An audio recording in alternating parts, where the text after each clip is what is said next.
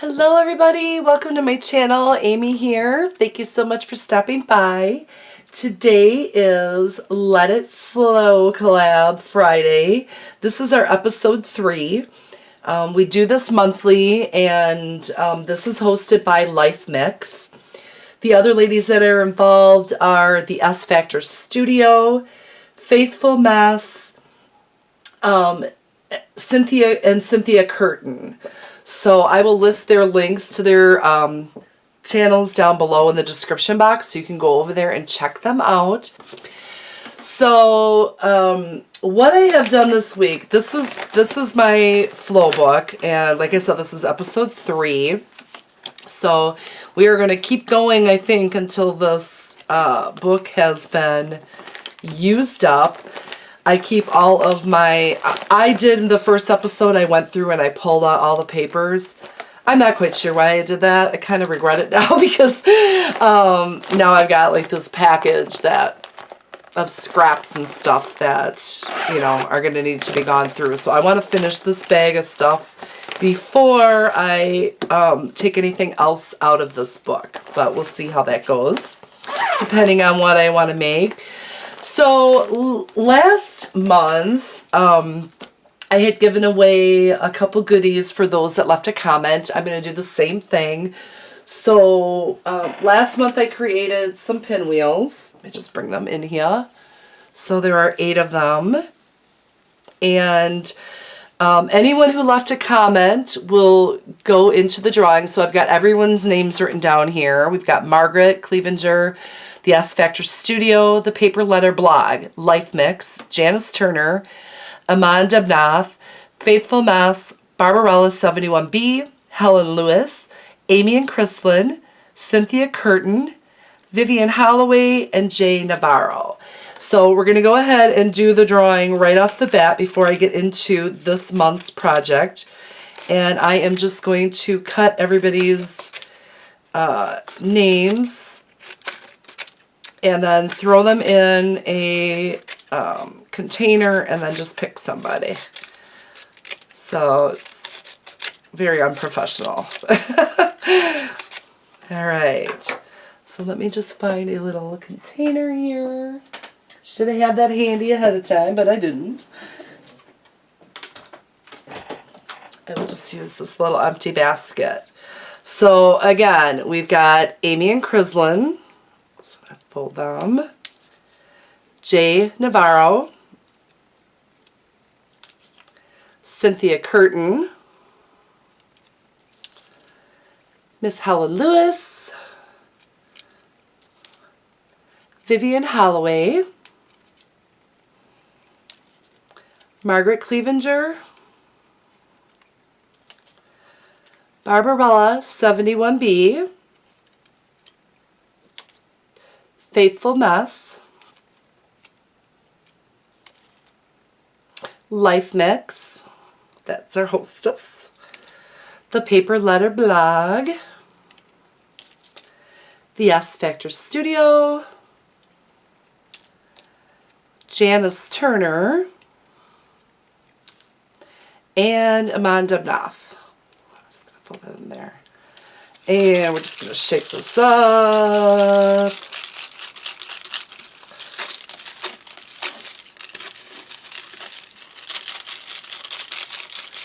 Okay, I know you can't see it, but I am turning my head. And I am just going to pick somebody. Okay, let's see who this is. The Paper Letter Blog. So, the Paper Letter Blog, if you are watching, please let me know. I will put my email in the description box so you can email me, and I will get these little pinwheels all packaged up nicely and get them sent off to you. So thank you so much for leaving comments, everybody. I am going to do the same thing for this week for the item that I've created. I will be showing you what I created using the Flow magazine or the Flow book for paper lovers. And next month the second Friday of every month we are doing this. Next month I will do a drawing for you to win this week's prize. So again, the Paper Letter blog, please, oh, I should have kept her name out. I ended up throwing it back in there. Let me just write this down again. You are the lucky winner of episode 2 Pinwheels. Let it flow collab. All right. So contact me, and I will get these sent out to you. So thank you so much for participating. So this week, I just have a project share. I'm not going to actually do a tutorial. When you guys see what I made, you may let me know, leave a comment down below, and let me know if you are interested in having me do a tutorial on how I made this item. So I was inspired by a little book that I made for my daughter back in, there is a date in here. I can't remember the date. Let me just peek real quick. 2000. So at that time, I was a rubber stamping and scrapbooking consultant for Close to My Heart, which is, I don't know if any of you know, I'm sure some of you are familiar with it, maybe not all of you, but Close to My Heart is very similar to Stamping Up, in that they're an independent company that sells paper products. So I am no longer a consultant for them, but obviously I've kept the majority of my stamps, and I have tons of paper from them. You can see that this thing is so worn because, after all, it is 18 years old. I don't like saying that, but you can see the one cool thing about this is that the paper really didn't fade. It's just worn from, you know, being in a box, being taken out and looked at. Even the ribbon is kind of frayed, but I had made this, I think it's called a squash book. We made these in a seminar that I did with the, like I said, 18 years ago. But look at, even the ink held up pretty good, you guys. And that is the Close to My Heart ink. It's awesome. I still have all my ink pads from when I was a Close to My Heart consultant, and they all are still pretty inky, which is amazing. I keep my ink pads turned upside down and in a cool place. They used to be in my basement, but now I keep them in my closet, and it's fairly cool. So I think that's what's kept them nice and juicy all these years. I even have markers from 20 years ago that still have a lot of ink in them. So that's kind of nice to know, because I've used all these products in my scrapbook layouts in the past. So it's good to know that they are archival and that they've held up over time. So let's just kind of take a look at this. See, look at, even the ink on the inside has held up pretty good. This is just a little smash book that I created for my daughter, like I said, back in 2000, and she is now 25 years old. So this has held up quite a long time. It's pretty cool. And I didn't decorate the back, but you certainly could. See, look at, the paper is starting to wear a little bit. But, you know, this is still a nice little memory book for her to have. And then I put the ties diagonally. So this is what I made for today's project. Let me set this aside real quick. So I used up the scraps that I had used for some of the pinwheels, and then during the first episode I had created a junk journal. So for this one I did the ties a little bit different. As you can see here, I tied these diagonally. You could do the closure any way you want, actually. You know, you could you know, make it so it wraps around and ties in the center. But I thought this was cute to have one in each corner. And this one I did where I kept it very simple. I just tied the little bows on the side. I thought that was cute. I love this paper, so I really didn't want to put a focal point on the front of it. And there's the back. So let's just untie this and take a look. Even the cardboard that I used to mat the front and the back cover came from the flow book, and I'll show you here. So there was a little spot here. This was just a little cardboard sheet that was in here that had a belly band that was holding these little lunch sacks. And so because this was nice and heavy duty, I went ahead and cut that up to use for kind of the mat board for my front and back covers. So that's a great way to use up, you know, the flow book. And this ribbon is actually from Close to My Heart. I don't know if they carry it anymore. I'm assuming not. But you never know. And then you just open it like so. Let me zoom out just a little bit. Excuse the messy desk, you guys.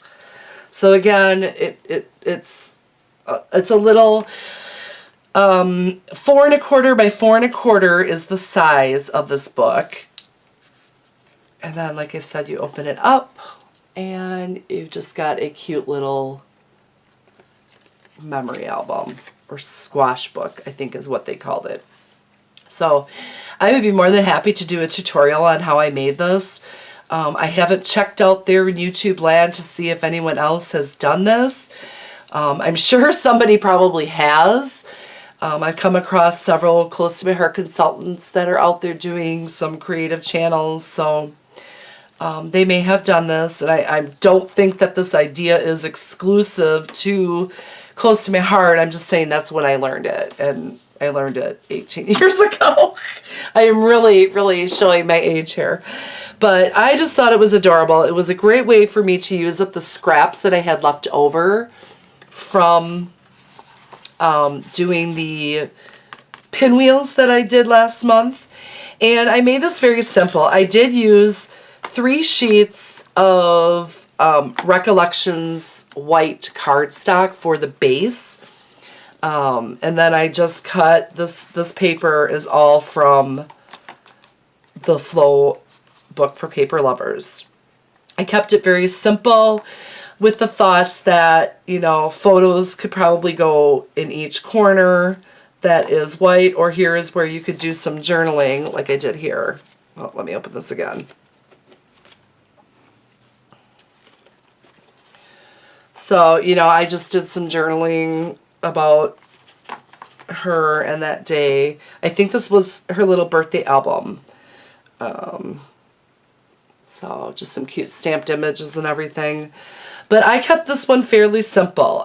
Like I said, I just used 4 mats of the Flowbook paper, and then these are all from the Flowbook paper book as well. And then these little stickers are in the book. They are from the back of the book here. And I have a complete flip of this book if you guys want to check it out. I will link that below, as well as I think I set up a playlist for this, so I'll try to include that down below. Anyways, you know, I did not decorate the other side. I still may do that before I send this off next month to whoever may win this. But I just thought this was super cute. I just thought that this would be fun to bring this back to life again. These are super simple to make. And yeah, I'd be more than happy to do a tutorial. Just let me know down in the comments if that's something that you're interested in. And then, yeah, like I said, you just tie it. I always tie mine upside down.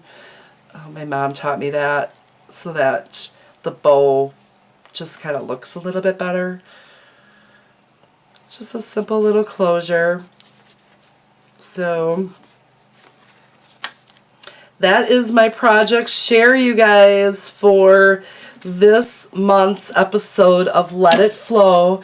Get over there and check out all the other ladies. I think that some of them already have their videos up, and we will see you next month. So make sure you leave a comment so that you give an opportunity to win this next month. I will do the drawing before I show my project. So take care, everybody. Have a great weekend. Bye.